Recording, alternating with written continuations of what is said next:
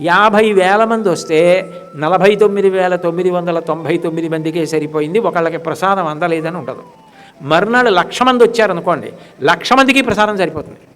2,00,000 మంది వచ్చారనుకోండి, 2,00,000 మందికి సరిపోతుంది. పూరిలో ప్రసాదం దొరకలేదు, అమృత బజార్లో గిన్నెలు ఖాళీ అయిపోయాయి అన్న రోజు ఉండదు. అది విచిత్రం. ఎన్ని వేల మంది, లక్షల మంది వెళ్ళనివ్వండి, ప్రసాదం దొరుకుతూనే ఉంటుంది అమృత బజార్. వెడుతూ ఉంటారు, కొనుక్కుంటూ ఉంటారు, పెట్టుకుంటూ ఉంటారు, తింటూ ఉంటారు, మంచినీళ్ళు తాగుతూ ఉంటారు.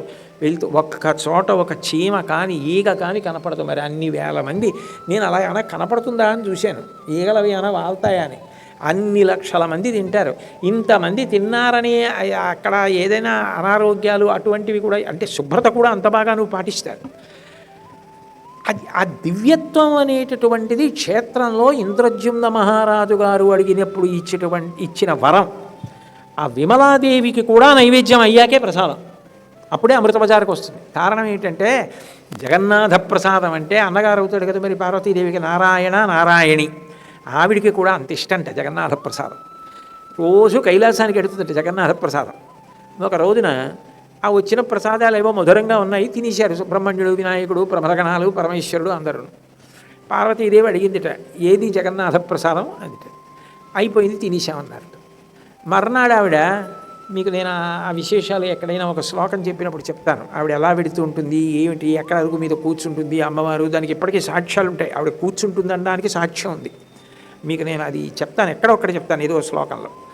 కాబట్టి ఆ తల్లి జగన్నాథుడి దగ్గరికి వెళ్ళి అడిగింది, నిన్న నాకు నీ ప్రసాదం సరిపోలేదా, పంపించింది కైలాసంలో, మా వాళ్ళు తినేశారు బాగుందని, నేను తినలేదు అంది.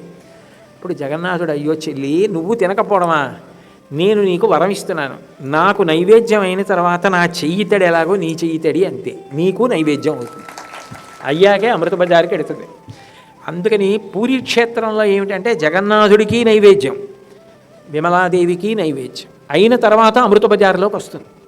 అసలు ఆ నైవేద్యానికి అంతు దరి ఏముండదు. అన్ని పదార్థాలు సొరంగంలోంచి వస్తుంటాయి, ఆ భోగమందిర్లో పెడుతూ ఉంటారు, నైవేద్యాలు పెడుతుంటారు, వెడుతుంటాయి, ప్రసాదాలు భక్తులకు ఇస్తూ ఉంటారు. అన్ని నైవేద్యాలు జరిగే ఏకైక క్షేత్రం భారతదేశం మొత్తం మీద పూరీ క్షేత్రం ఒక్కటే. అన్ని పదార్థాలు నైవేద్యం పెడతారు. అన్ని పదార్థాలు ఓపిక ఉండాలి కానీ రుచి చూడొచ్చు కూడా.